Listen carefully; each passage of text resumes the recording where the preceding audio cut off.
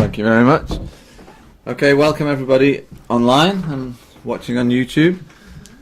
We're going to start with Acts chapter 6 tonight.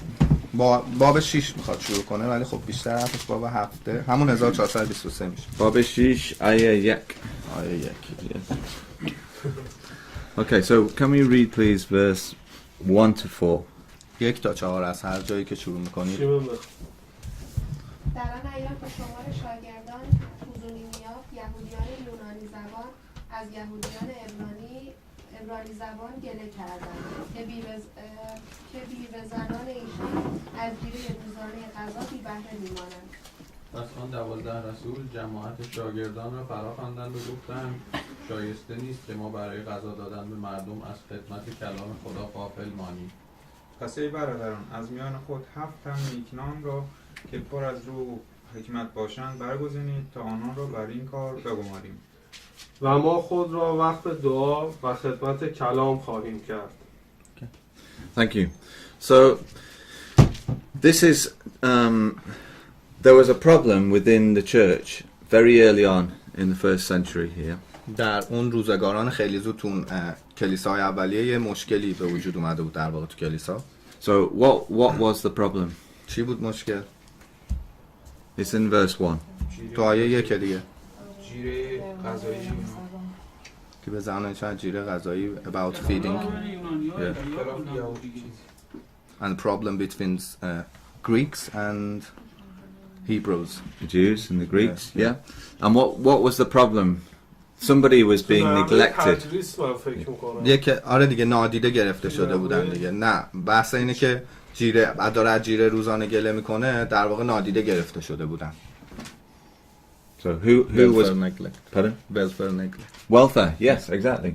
And which group of people were being neglected? ببینید رفاهشون نادیده گرفته شده بود در اصل دیگه و میگه کدوم گروه بوده که یهودیای یونانی زبان. Greek language. No, in verse 1 it says because the widows were neglected. Is that what yours says? Yeah, widows. The widows. So بیوه ها رو میگه. yeah, so why was it important to look after the widows? و چرا مهم بوده که از بیوه ها مراقبت کنن؟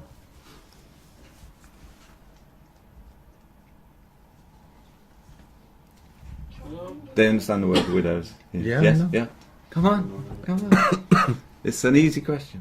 سوالش راحته دیگه میگه چرا نیاز بوده که They didn't have anyone to support them. Exactly.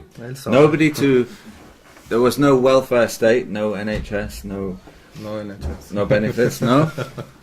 So they would have no food unless their family looked after them. و خب غذایی نداشتن، رفاهی هم نداشتن. خب در واقع تو اولویت بودن یه جورایی دیگه. خب یه نه خانواده‌ای داشتن که بخواد مراقبت کنه ازش. So what did they decide to do in verses 2 and 3? تصمیم گرفتن چه کاری بکنن؟ Choose 7 people. Yeah, choose 7 people to look after the welfare, and the others, the remaining, would still study and pray. که 7 نفر مسئول این کار بشن و بقیه خودشون زمانشون فقط برای مطالعه و دعا بذارن. Okay, so of these 7 people they chose, one of them was Stephen. و اون 7 نفری که انتخاب شدن یکیشون استیفان بود. So let's just look at verse 5 and can we describe what Stephen was like? و آیه 5 رو بریم بخونیم که دیگه شروع می‌کنه توضیح دادن این که چه شکلی بوده استیفان، یعنی چه خصوصیاتی داشت. این سخن همگان را پسند آمد. پس استیفان را که مردی پر از ایمان و روح القدس بود به اتفاق فیلیپوس، پروخوروس، نیکانور، تیمون، پرمیناس و نیکولاوس که از یهودی شدگان انتقالیه بود درگزیدند. Okay, yeah, good pronunciation. Yeah. Good. Thank you. So, how does it describe Stephen here in verse 5? استیفان اینجا چجوری تشریح شده؟ همون اول آیه 5 هست دیگه. پر از ایمان و پر از روح القدس دیگه. Faithful and full of Holy Spirit. Yes. So, he was a faithful man, and the Jews did not like the fact that Stephen was faithful and he was doing great miracles too. و یهودیان هم خب علاقه نداشتن دیگه به امثال استیفان که میتونستن کارهای بزرگ بکنن، معجزه بکنن و کسایی که پر از ایمان بودن. And so in verse 8 it tells us that he was doing great wonders and miracles. و آیه 8 داره میگه که چه کارهای بزرگی میکرده. استیفان پر از فیض و قدرت. So certain members of the Jews decided to they were jealous of him. و در واقع این هفته در واقع شروع کردن حسادت کردن به این دین. And if we just look in, can we read verse 11 and 12, please? آیه 11 و 12. هستن چند را مخفیانه برانگیختند تا بگویند ما شنیدیم که استیفان به موسی و خدا سخنان کفرآمیز میگفت.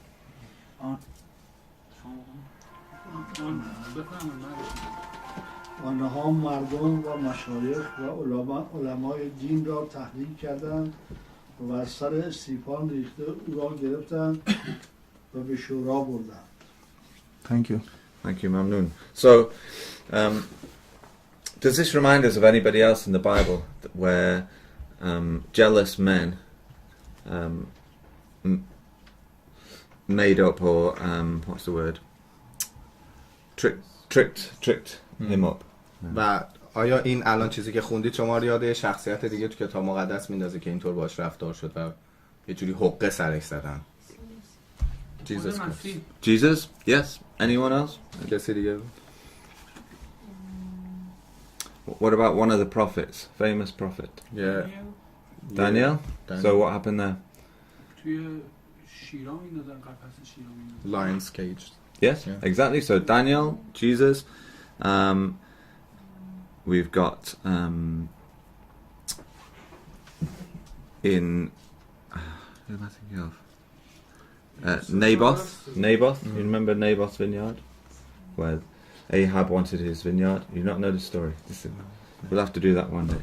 Okay. Anyway, this is a tip. This is a repeated theme through the Bible. و این یه زمینه کلا یه سم خیلی تکرار شده است تو کتاب مقدس. That people are jealous of good people. که مردم همیشه حسادت میکنن با آدمای خوب. And so Stephen has to come to the court, to the council. In Hebrew it's the word Sanhedrin. That's the council of Jewish leaders. و اون تو هیبروش همون تقریبا شورای یهودیانه، ولی خب حالا اینجا داره از شورا و محکمه در واقع صحبت میکنه. همون شورای بوده که سران یهود رهبریشو بر عهده داشته. And this was a religious trial. و محاکمه مذهبی میکنن. So in chapter 7, and this is really what we're doing tonight, chapter 7 is Stephen's defense or Stephen's response to these charges. کاری که میخوایم بکنیم تو امروز در واقع باب 7 که دفاعیه استیفان از خودشه و در واقع از دفاعیش از مسیح. And really we're not going to read every single verse, but what we'd like to point out is Stephen's he's going to show that the Jews, the Israelites, failed over and over and over again in the past. اینو اگه خونده باشید، من خودم قبل اومدن خوندم، خیلی جالب صحبت میکنه استیفان. همه رو نمیتونیم بخونیم، ولی کاری که میکنه شروع میکنه بارها به یهودی‌ها ثابت میکنه که قدیم اشتباه کردید تا الان. از ابراهیم شروع میکنه میاد به مسیح میرسه و بارها بهشون یادآوری میکنه که خدا هی باهاتون راه اومد، هی این کارو کردید، موسی رو فرستاد این کارو کردید و خیلی چیزایی دیگه. So the Jews were very, very proud of their history and of their heritage. چون خیلی مفتخرن خب یهودی‌ها خود اون زمانم که بعدتر به گذشتهشون و خیلی غرور دارن نسبت به گذشتهشون. And they thought they were untouchable, really. و در واقع فکر می‌کنن این لکه بردار نیست، این نمیشه به این گذشته اینا دست برد. Do you have a question? No, به همون شریعتشون پایبندن دیگه. اینو آره دیگه still doing their laws, Moses law. Yes, exactly. They thought by keeping the law they would be saved, and if you weren't Jewish, you couldn't be saved. و آره دیگه اگه از یهودیت دور شید نجات پیدا نمی‌کنید. تنها راه نجاتش اینه که قوانین موسی رو نگه. So when we're going to look at this chapter now and look at what Stephen said, but let's really look out for the mistakes and the failures of the Jews. He speaks beautifully in the past. Start from Abraham. Yeah. So let's read verse 1 to 10. آیه 1 تا 10 که در واقع شکست اسرائیلی‌ها رو داره بهشون یادآوری میکنه.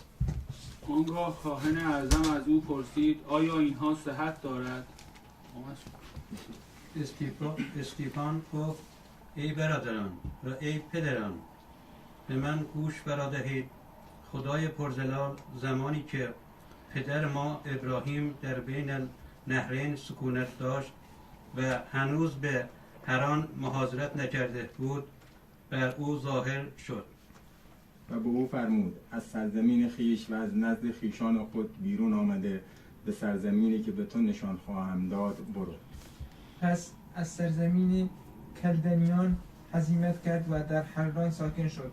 پس از مرگ پدرش خدا او را به این سرزمین که امروز در آن ساکنید هدایت کرد. خدا در اینجا حتی به اندازه وجبی زمین به او میراث نبخشید، ولی وعده داد که آن را به او و پس از او به نسل او به ملکیت بدهد، هرچند ابراهیم در آن هنگام هنوز فرزندی نداشت. خدا به او فرمود نسل تو در سرزمین بیگانه غریب خواهد بود. 400 سال ایشان را به بندگی خواهند کشید و بر ایشان ستم خواهند کرد. Mean 7? Yes. And the nation to whom they shall be in bondage will I judge, said God. And after that they shall come forth and serve me in this place. He gave him the covenant of circumcision, and so Abraham begat Isaac and circumcised him the 8th day. And Isaac begat Jacob, and Jacob begat the 12 patriarchs. اما پاتریارک ها از حسد یوسف را به مصر فروختند، ولی خدا با او بود و او را از همه مصائبش رهانید و او را حکمت بخشیده در نظر فرعون عزیز گردانید، چندان که او را فرمانروای مصر و رئیس دربار خود ساخت. Okay, thank you. So, let's think about who is mentioned in this passage. Who's Stephen talking about? Abraham, yes. Okay, and what does he say about Abraham, the father of the Jews? داره اولین کسی که داره اشاره میکنه بهش تو سخنانش ابراهیم و داره اونو به عنوان پدر یهودیان بهش نام میبره. What does he say about him? چی داره میگه راجع به ابراهیم؟ گفت به ما که مثلا زمینی به میراث نده، اون وعده خدا بوده که همونطوری که به ابراهیم هم گفته بوده. He talked about promises, God promises, and said that Abraham didn't give any lands before he died. Yes. And where did Abraham come from? Was he Jewish? ابراهیم آیا یهود بود؟ از کجا اومده بود اصلا؟ از بین النهرین. In Mesopotamia. Yes, he came from Ur or Mesopotamia, a long way from Israel. یا خیلی هم دور بود از اسرائیل. And it was because of his faith that God accepted him, not because of his heritage or his nationality. پس ابراهیم که به عنوان مثلا پدر یهودیاست، خدا به خاطر قومش و ژنش و ملیتش اصلا قبولش نکرد که بخواد خواستش کنه و فقط به خاطر ایمانش بود. And how does Stephen describe Israel in verse 6? و چجوری داره استیفان اسرائیل رو تشریح میکنه تو آیه 6؟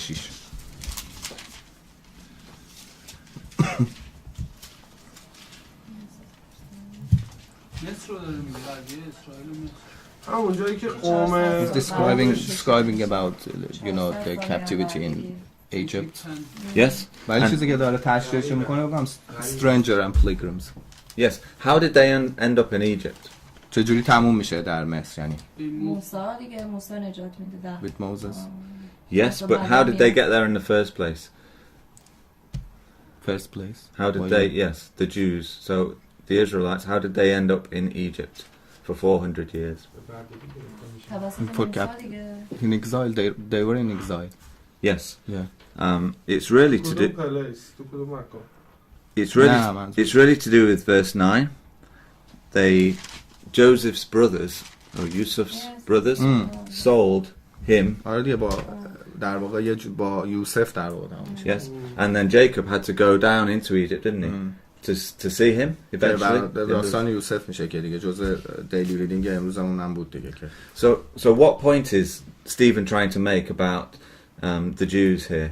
About Joseph's brothers? نکته‌ای رو میخواد راجع به یهودیان اینجا متذکر شه بهشون. این که یوسف رو حسادت کردن به برادرش. Their jealousy. Jealousy. Yeah. Yes. Verse 9 says they were envious or jealous, and they sold their own brother. و در واقع دقیقاً متذکر شد همون حسادتی که همون موقع هم داشتن، همون موقع که استیفان حرف زد همون حسادت مشکل ساز شده بود، داشت بهشون دوباره یادآور می‌کرد که به خاطر همون حسادتتون بود که اومد یوسف هم فروختید. So what the point he's making is, you don't want to accept Jesus just as your fathers didn't accept Joseph. و نکته‌ای که در اصل خواسته گوشزد کنه بهشون اینه که شما نمیخواید مسیح رو قبول کنید، عین پدراتون که نمیخواستن یوسف رو قبول کنن به خاطر حسادتش. And who were Joseph's 11 brothers? Sorry? Who were Joseph's 11 brothers? Not their names, but what did they make up? 11 تا برادر یوسف کی بودن؟ حالا اسمش منظورش Israel. That was the 12 tribes. و 12 قبیله پسران یعقوب یا پسران اسرائیل. So that's the first big failure. در این اولین شکست بزرگشون بود. Okay. Now if we come down to verse 20. آیه 20.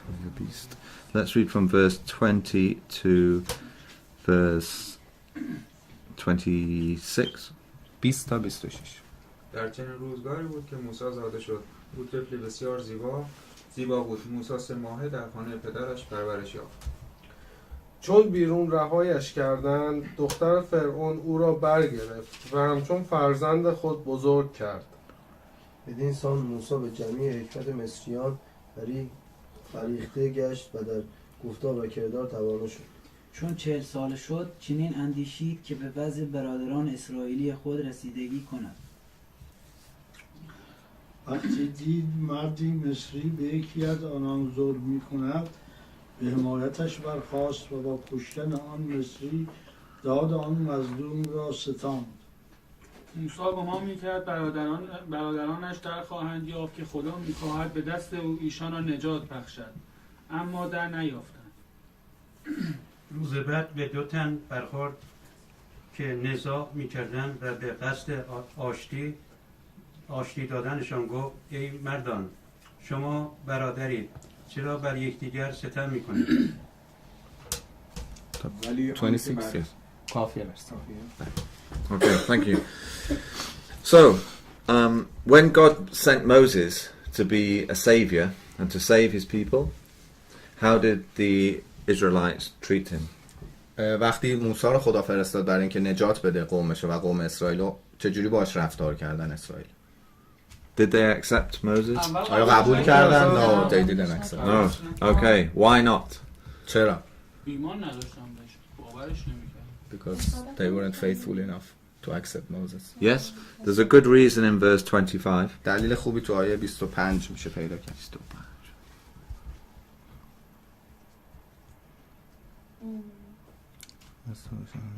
Because he was a martyr.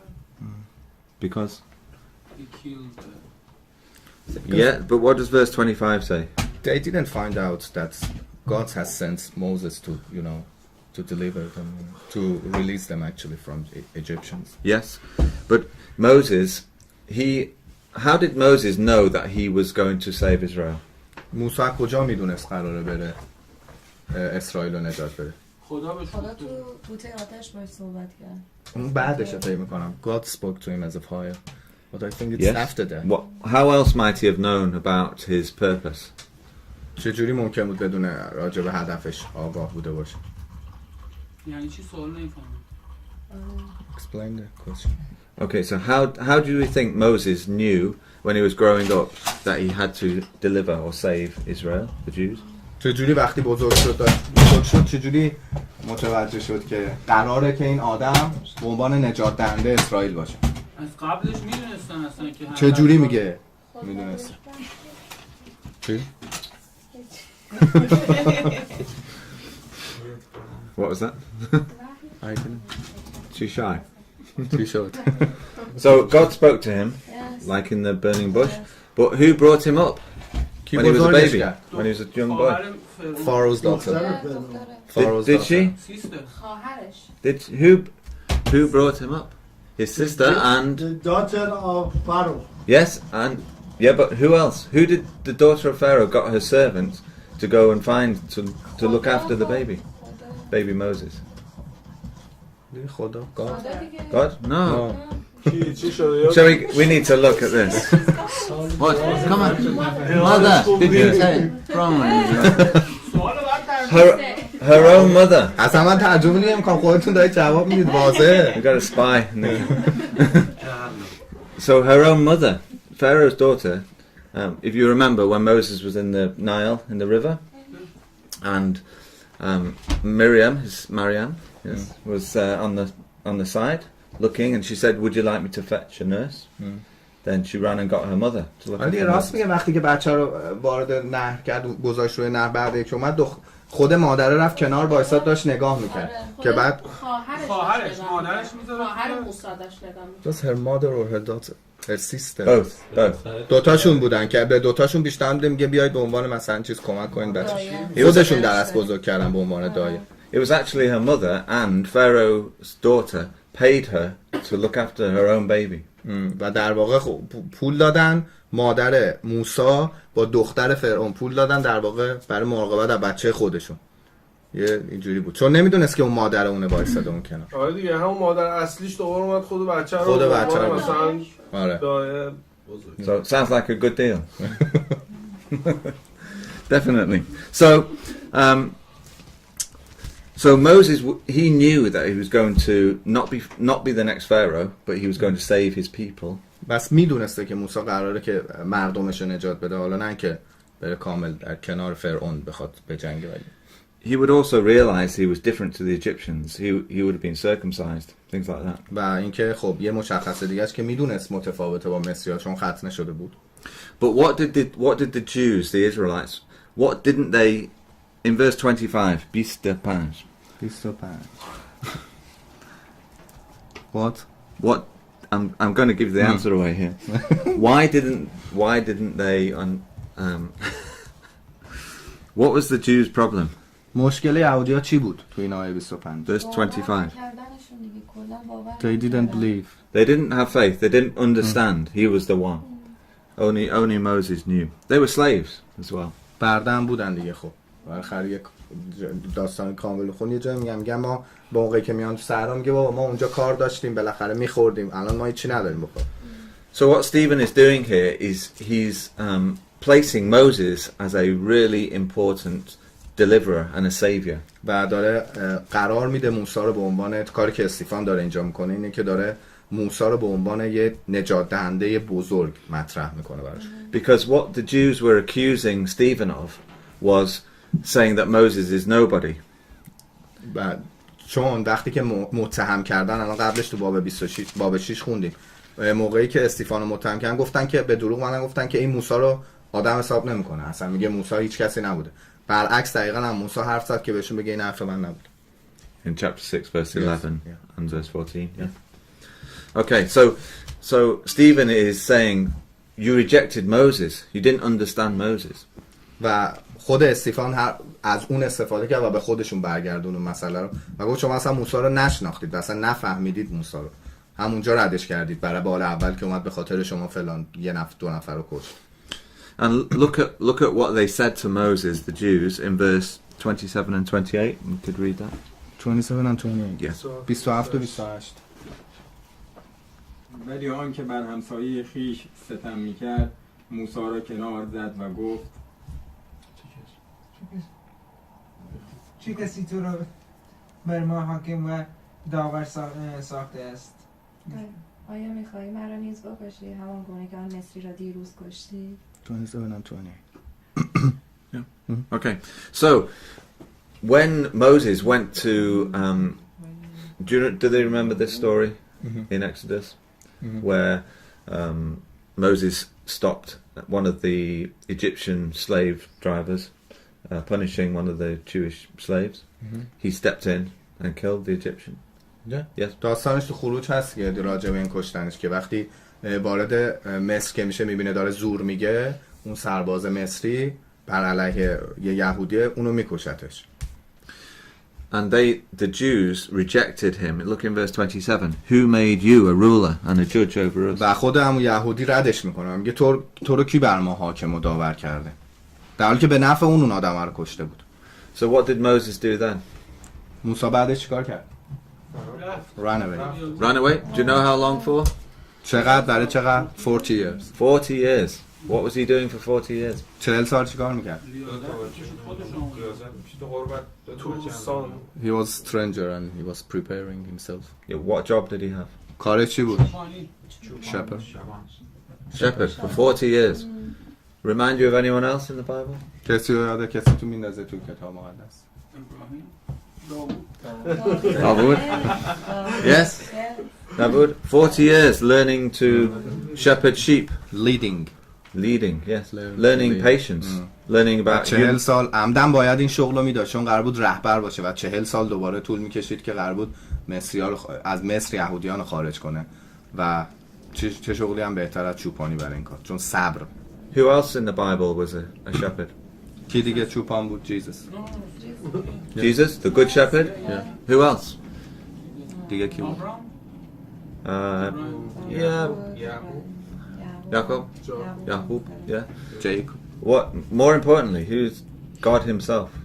و خود خدا اصلا. How was God a shepherd? خدا چجوری میتونه چوپان باشه؟ به خاطر اینکه برش رو به عیسی مسیح برش دیگه مثالی Jesus was a داره. lamb. Yeah, he was the lamb and a shepherd. He was the sacrifice and the priest. He's everything. Because of his patience. Yes. Yeah, and he guides us. و اصلا مونتن که اون ما رو هدایت میکنه خدا. Directs us and whacks us on the behind when we need it. راهنمایی میکنه و show us the way to go.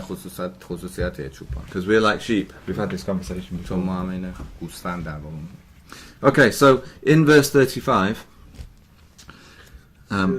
how does it describe 35, the Jews? 35, yes. چطور یهودیان رو اینجا تشریح کرده؟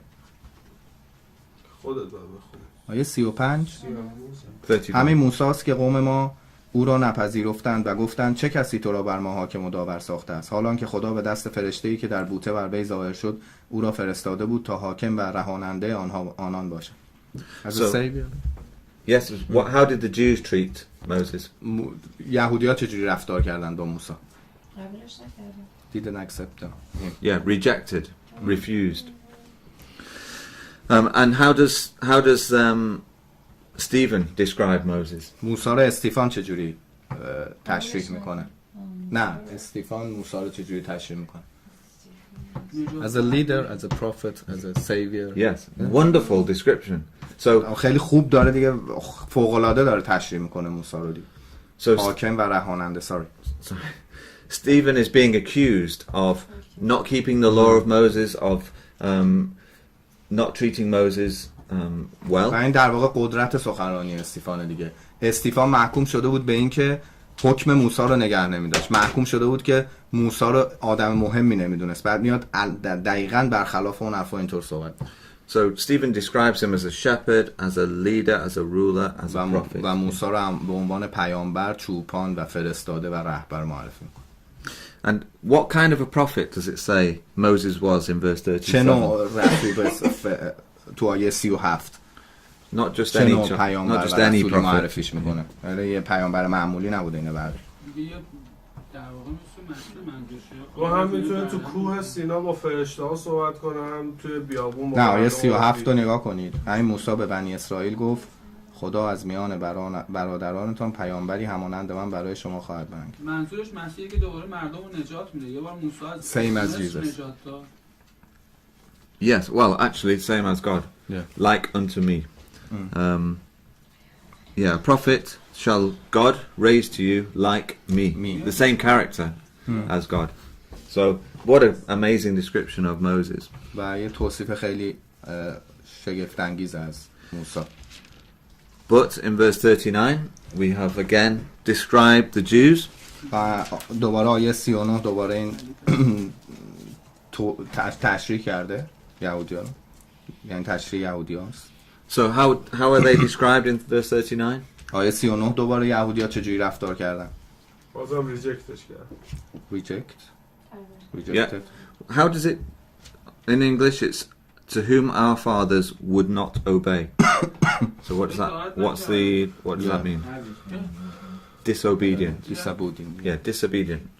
بازم موسی ما رو از اون سرزمین بیرون کرد. سرپیچی شد. در واقع اینجا سرپیچی داره اشاره می‌کنه. Yeah. Just out of interest, a prophet like unto Moses, how did the Muslims understand that? Any موسی رو مسلمان‌ها چی میفهمن ازش؟ دقیقاً توی اونجا هم همین جوریه که یکی که هیچ وقت اون It's almost same. is it? Yeah, Do they believe it's Moses still? They believe Moses is like Jesus. Okay. The prophet. Yep. Okay. Like 100. Okay. Better than the Jews. Then, eh? 124,000 prophets. Wow. Exactly. Yeah, all are same, just except 5. Okay. All right. So the next period of history, Jewish history, Stephen talks about is the children of Israel in the wilderness. و میاد یه در واقع یه دوره تایمی دیگر رو شروع میکنه توضیح دادن و اونم دوره‌ای بود که موسی نجاتشون میده. حالا بعد قضیه پسوبر و این اتفاقا میارتشون و صحرا 40 سالی که در بیابون. So how did the Israelites end up in the wilderness? و چجوری رفتار کردن و چیکار کردن تو تو بیابون دوباره هر کمبودی اعتراض میکردن که چرا ما They complaining always and also they worship and eat. Yeah. So yes, but what the question is, how did they end up in the wilderness? Why weren't they living in Israel? Why not? Why were they not in the promised land? Why were they in the wilderness, in the desert? چرا یعنی تو صحرا موندن؟ چرا بعد از مصر که اومدن بیرون به اسرائیل نرسیدن؟ For 40 years. Yes. But why? چرا این مسیر برای طولانی میشه؟ Because they always disobey God. Yes. دلایل زیاده. یکیش این که به نظر خودم because they had to get baptized over this. And it was a, you know, God a specific route for them.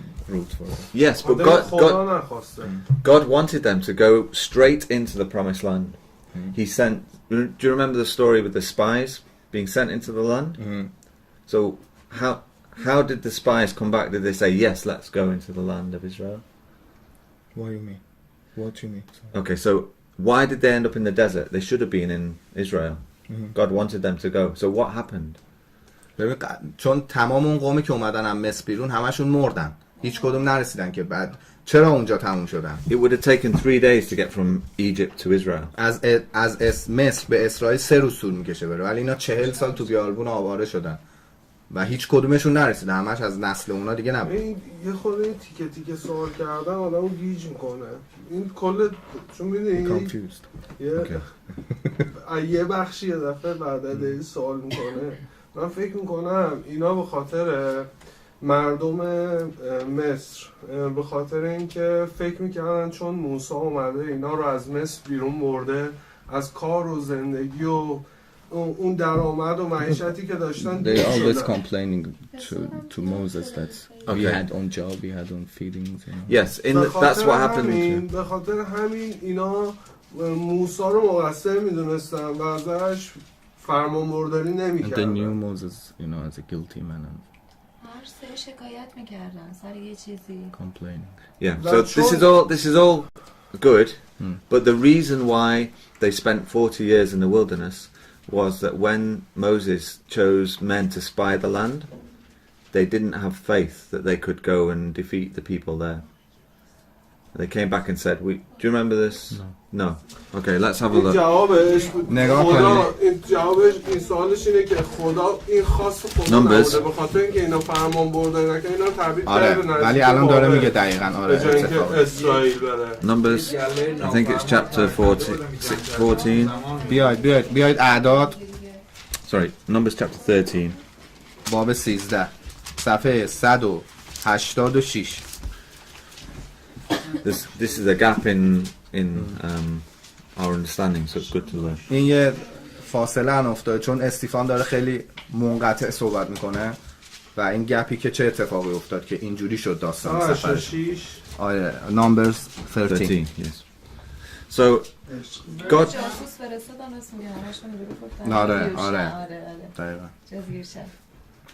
So God wanted his people to go straight into the land. He said, go into the land, see what it's like, come back and tell me you can defeat the people who live there. In Israel. Yes. و همین جاسوسانی که فرستادن چون خدا میگه برید، قرار شد که برن بیان ببینن تو اسرائیل چه خبری، آیا میتونن شکست بدن اونا رو یا نه، بعد برگردن خبر بدن. So Moses sent 12 spies, including Joshua and Caleb. You know? Yes. So in verse 17. آیه 17 و موسی 12 نفر رو فرستاد که اینجا اسمشون هستن از خاندان یعقوب، 12 تا قبیله و فقط یوشع بود که حالا درست گفت. الان 17 to 19. 17 تا 19. Please read brother David. Okay. And Moses sent them to spy out the land of Canaan, and said to them, "Get you up this way south, and go to the mountain, And see the land, what it is, and the people that dwelleth therein, whether they be strong or weak, few or many. و سرزمینی که در آن زندگی میکنند چگونه است، نیک است یا بد، و در چه قسم شهرهای ساکنند، بی حصار یا حصاردار. Okay, so Moses sent these spies into the land to say, go and see the land. Is it a good land? Are you able to defeat the people who live there? و موسی میفرسته این جاسوسان رو در است که برن وضعیت رو براندازی کنن ببینن که آیا میتونن اصلا شکست بدن یا نه. So let's see what their response was, the spies. Verse 27. و آیه 27 چیزی بود که جواب آوردن براش. آنان به او چنین گزارش دادند: به سرزمینی که ما را بدان فرستادی رفتیم، به درستی که شیر و شهد در آن جاری است و میوه‌اش این است. Just 27 and 28 و 28. و اما مردمانی که در آن زمین ساکنند نیرومندند و شهرها حصاردار است و بسیار عظیم. افزون بر این بنی عناق را نیز در آنجا دیدیم. So verse 27 sounds really great. They said the land is full of wonderful fruit, flows with milk and honey. و آیه 27 خب توصیف خوبی از اسرائیل که میگه مثلا پر از عسل و شهد و میوه و ایناست. But verse 28, what's the very first word in this verse? و 28. Yes. What's the first word? First word? The first word. But nevertheless in English. Yeah. But the land's great, but oh dear. Okay. So it's like us. The kingdom sounds fantastic. It's wonderful. But we're sinners. We make excuses. بهونه آوردن، بحث بهونه آوردن. میاد یه ساعت یه چیزو میگن که اگه کسی چیزی رو قبول داشته باشه دیگه اما نمیاره پرتش، دیگه قبول داره دیگه. اون امایی که آوردن یعنی رد دارن میکنن. So what was the problem in verse 28? و آیه تو 28 What were they scared of? مشکل چی از چی ترسیده بودن؟ بنی عناق. Pardon? بنی عناق. Huge mans. عناق. Yes, giants. Yeah. Yes, literally. This is where Goliath was from. So there were giants. They were big. They were good at. They were soldiers as well. They were trained. و خب سربازای تربیت دیدن بودن، کلی نیروی نظامی داشت. Now, two of the spies were faithful men. Verse 30. آیه 32 تا از جاسوس ها ایماندار بودن. بخون. آنگاه کالیب در حضور موسی قوم را ساکت کرد و گفت بیدرنگ برویم و آن را تصرف کنیم، زیرا به یقین میتوانیم بر آن غالب شویم. Okay, so Caleb. Yes. What did he say? چی میگه کالیب؟ We can go and defeat them. Let's go. We can do it. Yes. Right. And so he was one, and Joshua was the other. یوشع هم دومیش بود. So they were the two guys who said yes, we can do it. Okay. But look at this in verse 31. آیه 31. اما مردانی که همراه او رفته بودند گفتند ما را توان مقابله با آن مردمان نیست، زیرا از ما نیرومندترند. And the first line of verse 32. آیه خط اول آیه 32. دوباره آیه 32. اولش. و درباره سرزمینی که تجسس کرده بودند اخبار بد میان بنی اسرائیل منتشر ساخته. Okay. So two of the 12 spies said we can do it, and 10 said what? We cannot. Said we can't do it. In fact, in verse 33, it says we are like grasshoppers. Is this locusts in your 33?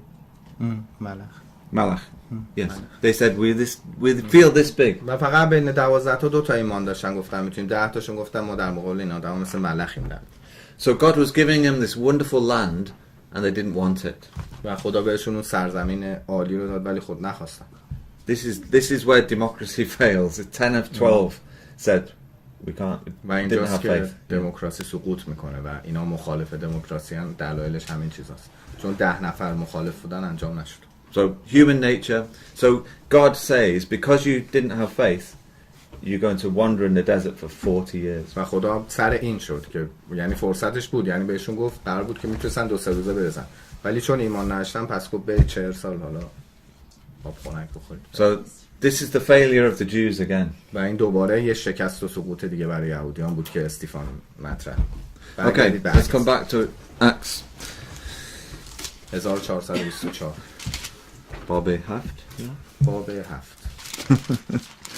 Okay, the next problem is in verse 40 and 41. دوباره مشکل بعدی که استیفان میخواد بهش رجوع کنه آیه 40-41. بخونم؟ بخون. آیه 40 41. 40 و 41.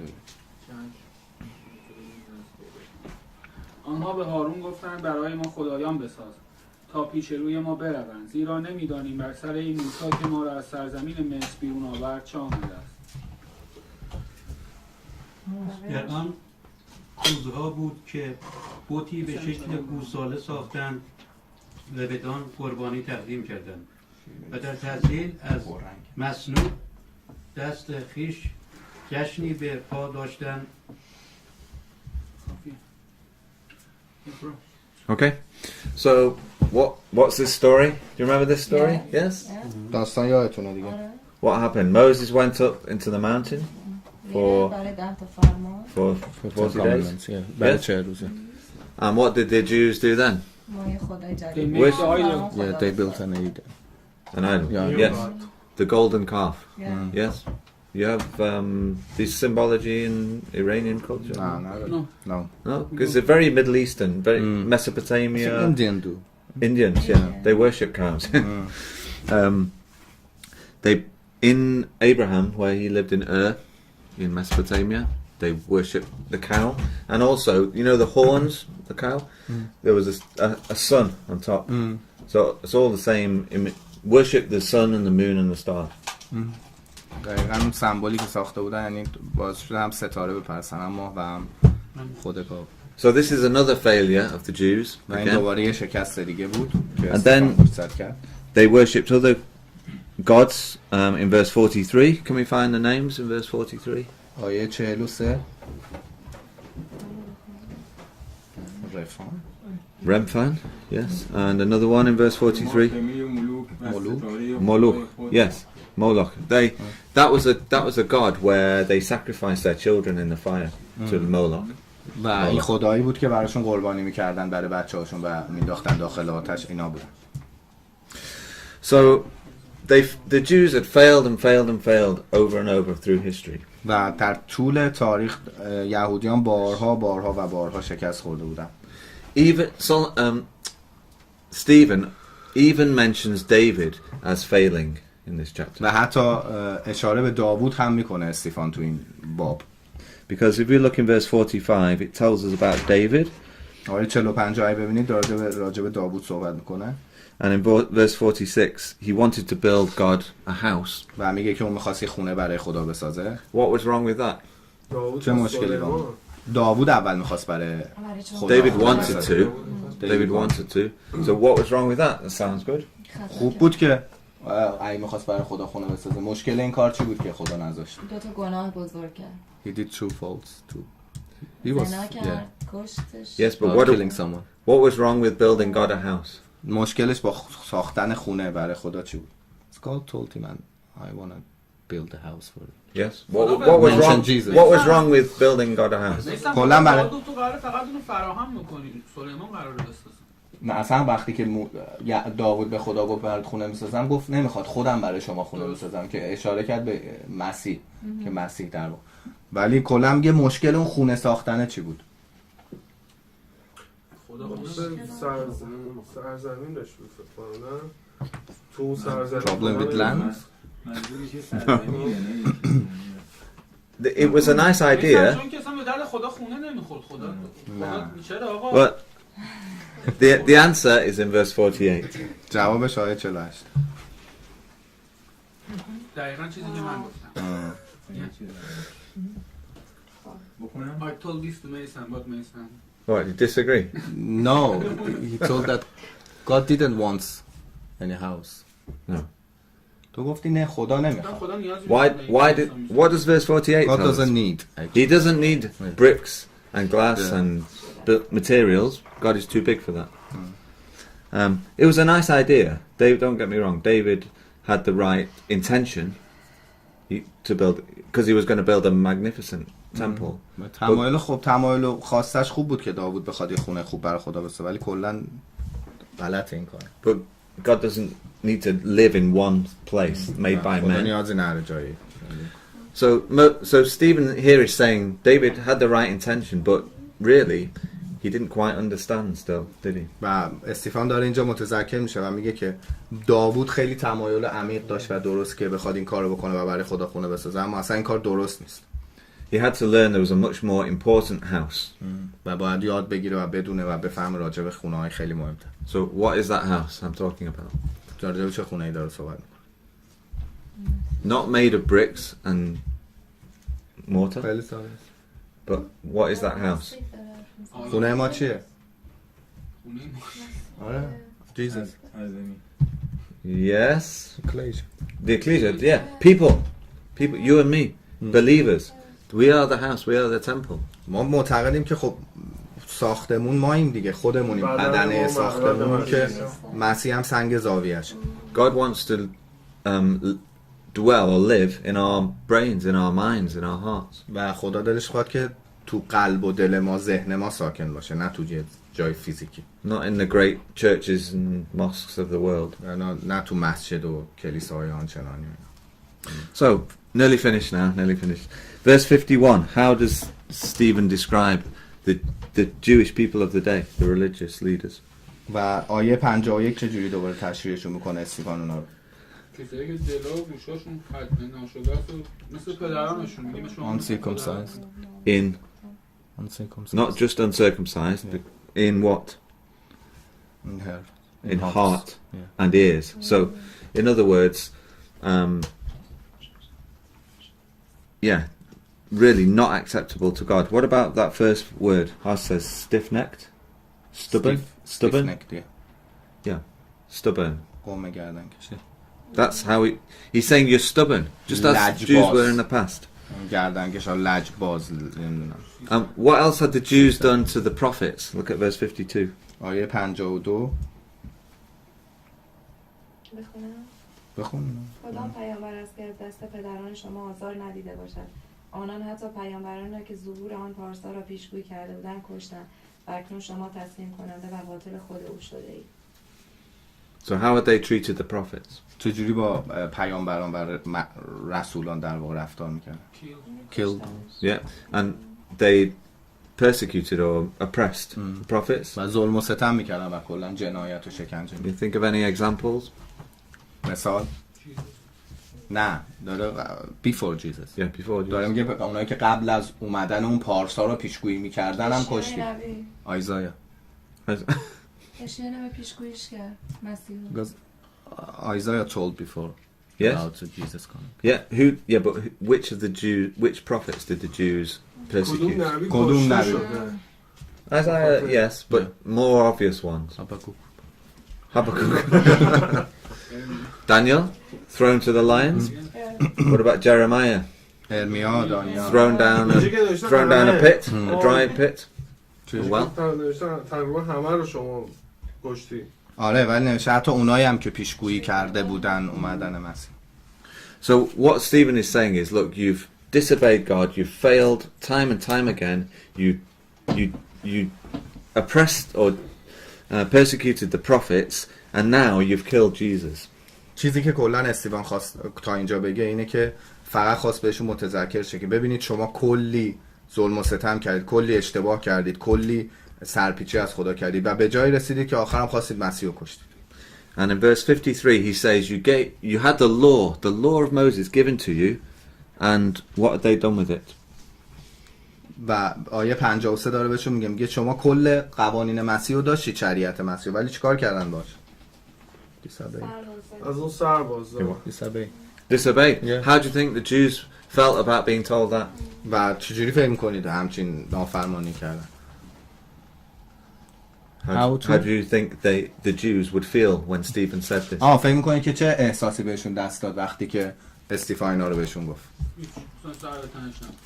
They want to kill him. بازم فکر میکردن این خیانتکار رو داره دروغ میگه و Look at verse 54. Still know him as a liar.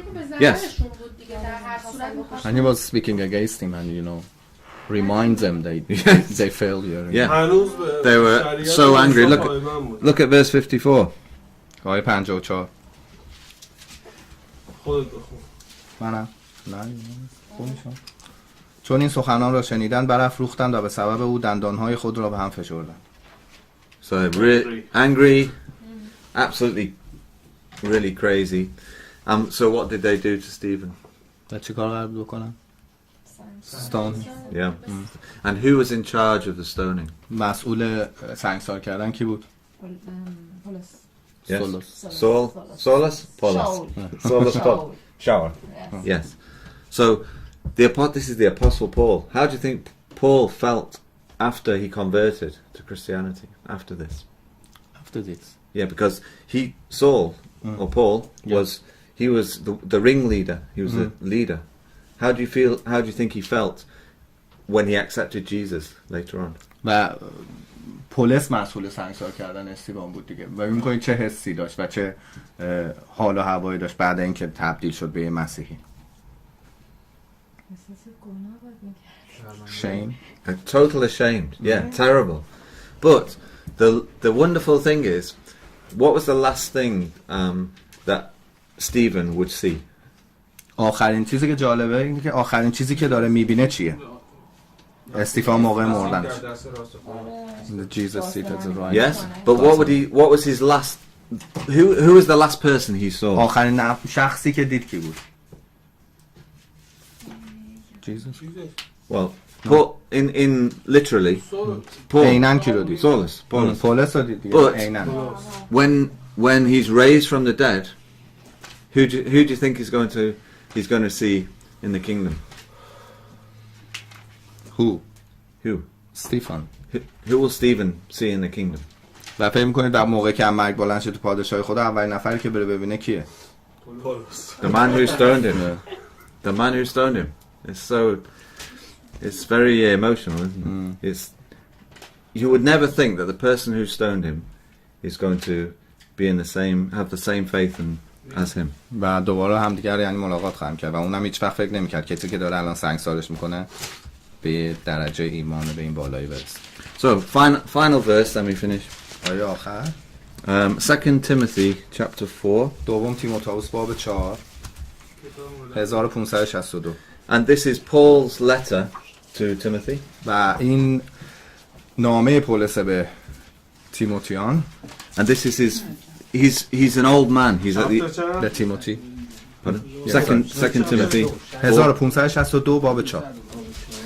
This is at the end of his life. He's an old man. He's about to die. و اینجا دیگه تقریبا داره میمیره پولس آخرای زندگیشه و یه مرد مسن و پیره. And we just read verse 6 to 8, please. آیه 6 تا 8. Bron, you? 6, please. For I am now ready to be offered, and the time of my departure is at hand. 7. جنگ نیکو را جنگیدم، مسابقه را به پایان رساندم و ایمان را محفوظ داشتم. اکنون تاج پارسایی برای آماده است، تاجی که خداوند آن داور عادل در آن روز به من عطا خواهد کرد، نه تنها به من بلکه به همه آنان که مشتاق ظهور او بودند. Okay, thank you. So verse 6 tells us Paul is ready to die. He's ready to آیه 6 داره میگه که تقریبا نزدیک مردنشه پولس. So what does he say he's done in his life in verse 7? تو آیه 7 چی داره میگه چه کارایی کرده تو زندگیش؟ باورش رو محکم نگه داشته دیگه. He's run his race. Like at the end of his life, he's run his marathon. He's run his race. He's kept the faith. Still believed. Yeah. Now look at this in verse 8. Because I've lived this life and tried to follow God, what is his reward? جایزش چیه به خاطر این کاری که کرده و ایمانش رو نگه داشته؟ تو آیه 8 فکر کنم خوندش. تاجیه که بهش Crown. The crown, that's the Greek word Stephanos. و این دقیقاً معنی کراون معنی یونانی استیفانه. یعنی So he's جایزه‌ای که saying, میگیره یعنی قرار بلند شه و اونو he's saying God is going to give him a righteous Stephen, a crown. و خدا قراره که بهش استیفانو هدیه بده به پولس. And not just Paul and Stephen, but the end of verse 8. To who آیه else? 8 Who else will God do this for? به همه کسایی که We have the All same believers, faith. yeah. God will give us that crown, that reward. و این جایزه همه ما هست. And not a crown, not the laurel wreath that fades away and goes to dust and ashes, but one which will last forever. A و reward. در واقع فقط اون تاج و این تاج و اون قضیه همون تاج یونانی نیست و اینکه مهمتر از اونه که قراره تا ابد زندگی کنه. And the final thing in verse 16. به آیه 16 در نخستین دفاع من هیچ کس به پشتیبانی از من بر نخواست، بلکه همه مرا وانهادند، مبادا که این به حسابشان گذاشته شود. So Paul would face a lot of opposition when he first converted. و وقتی که از یهودیت به مسیحیت تبدیل شد، یعنی چنج کرد دینشو، خیلی در حقش ظلم و ستم کردن. Because he had killed and thrown many believers into prison. و خیلی ها رو کشته بود و خیلی ها رو به زندان انداخته بود قبل اینکه بخواد مسیحی بشه. So it would be very difficult. Imagine you accepting Paul as your brother in an ecclesia when you know he had done those things. و تصور کنید مثلا پولس به اینجا و شما قرار باشه به عنوان برادر اینجا قبولش کنید و بدونید که قبلا چه کارهایی کرده. And many people, it says all men left me. و داره میگه همه رهام کردن آیه 16. But what does Paul say is his last phrase there in و verse آخرین 16? جمله‌اش چیه پولس تو آیه همون 16؟ Those men who ran away, please forgive them. It's exactly the same phrase that Stephen uses at his death. و دقیقاً همون جمله‌ایه که دقیقاً خود استیفان موقع مردنش استفاده کرد که خدا اینا رو به حسابشون نیاره. Okay. And Jesus said on the cross as well. Father, forgive them. Yeah. و خود مسیح هم گفت دیگه روی صلیب. Very difficult thing to do. خیلی کار سختیه تو اون لحظه بخوای بخشش بخوای برای یکی. Okay, thank you very much. Amrun. Thank you, brother. Thank you.